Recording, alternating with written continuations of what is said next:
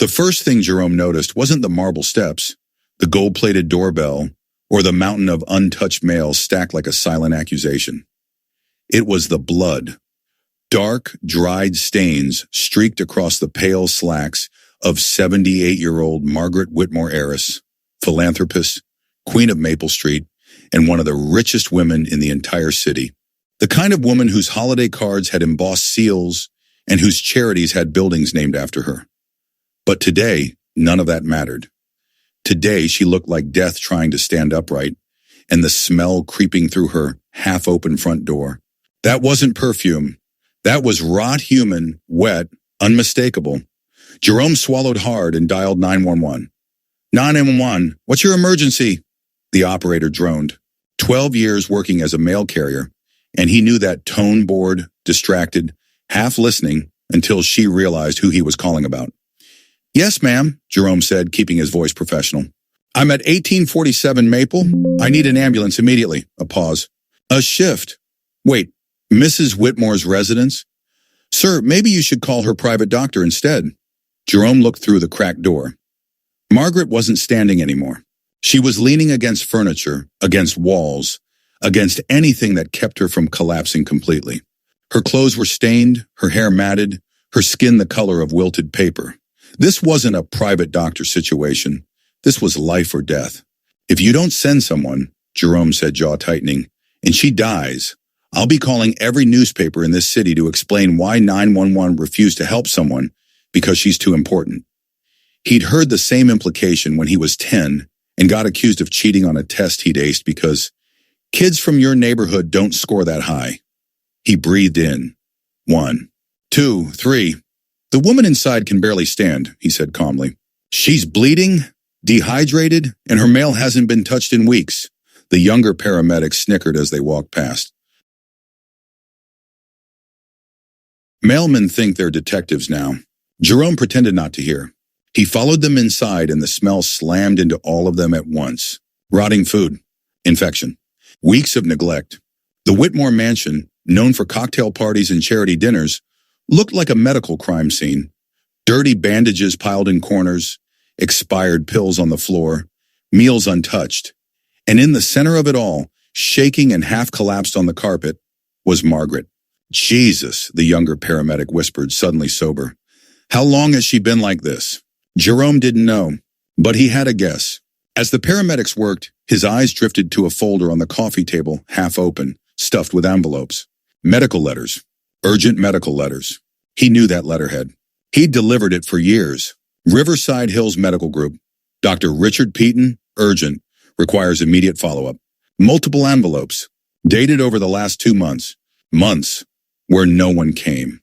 His mother had been a nurse for 20 years. She'd cared for elderly patients everyone else had given up on. When she tried to report the systemic neglect she saw, they destroyed her career, called her unstable, angry, difficult. He'd seen what institutional cruelty looked like, and he saw it again now. Are you going to report this? Jerome asked quietly. The missed care, the urgent notices, the state she's in?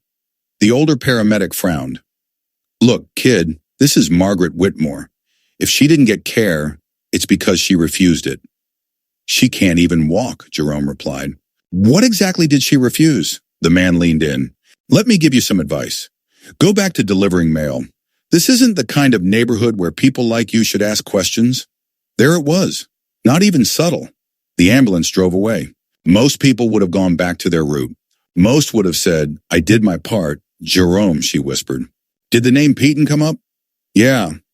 Then you found more than a loose thread, she said.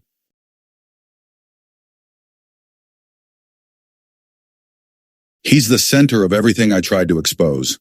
Jerome drove straight to his mother's house. The cardboard box she'd saved for years full of notes, documents, old printouts, sat on her kitchen table.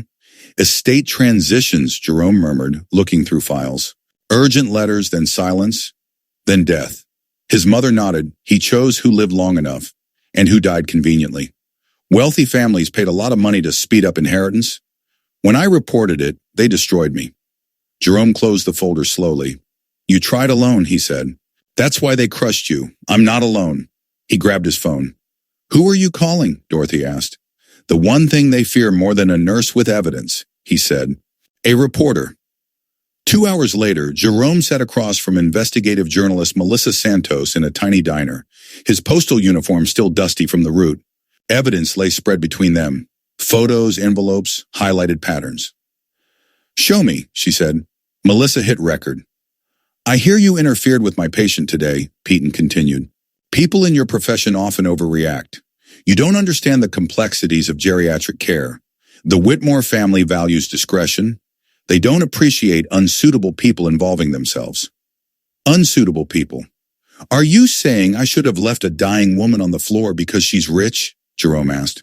I'm saying, Peton snapped, if you know what's good for you, you'll go back to delivering mail and stay out of matters far above your pay grade. Click call ended. Melissa stared. Did he just threaten you? On tape? Yes, Jerome said, and admitted neglect. This is going to blow up every system in this city, she whispered. That's the plan, he replied. The story broke on Tuesday evening. Jerome was visiting Margaret, now stable in the hospital, when every TV in the building switched to breaking news. Elite geriatrician accused of targeting wealthy seniors. Melissa stood in front of Riverside Hills Medical Group, wind whipping.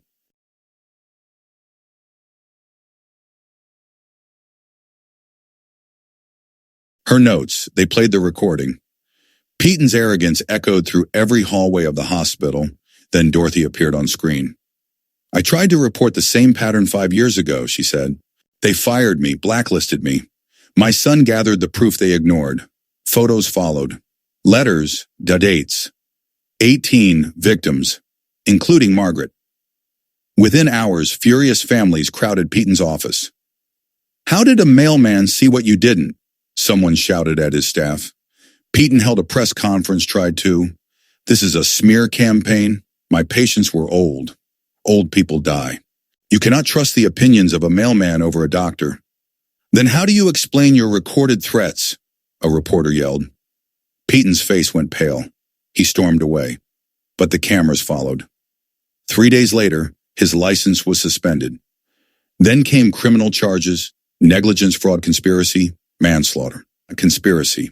Judges who had quietly approved expedited inheritance transitions suddenly found their own names tangled in the investigation. 6 months later, the ripple was enormous. 12 doctors, 5 judges, 3 notaries, all under investigation. The FBI adopted Jerome's pattern tracking method nationwide. The city created a new position, Director of Elder Protection, and they offered it to Jerome. He sat on a stage beside the mayor wearing a borrowed suit. Most people see a mailman and think he delivers envelopes, the mayor said. Jerome Williams delivered the truth. Dorothy cried quietly in the front row. Margaret sat beside her, healthy again, now funding elder rights reforms with her vast fortune. In a prison interview before sentencing, a reporter asked Peton what he thought of Jerome now. Peton looked down, defeated. I thought he was nobody, he said. I underestimated the wrong man. She looked up at him, eyes shining. You did this. We did, he said. You, my mom, Melissa. I just connected the dots. That night he called Dorothy. Mom, he said, voice thick. We won. Through her tears, she laughed. No, son. You won. I just taught you where to look. No, he said softly. You taught me something else, that being invisible doesn't mean being powerless. And that's the truth at the heart of this story. A mailman, a cardboard box of old papers, a mother who refused to stay silent, an old woman everyone thought was simply fading, and a doctor who thought he was untouchable. He tried to profit from death. Instead, he triggered his own downfall. The real revenge wasn't his sentencing. It was changing the system he'd exploited for decades, because Jerome turned the one skill everyone underestimated into a weapon. He paid attention. He remembered. And when the time came, he spoke, and a corrupt system crumbled.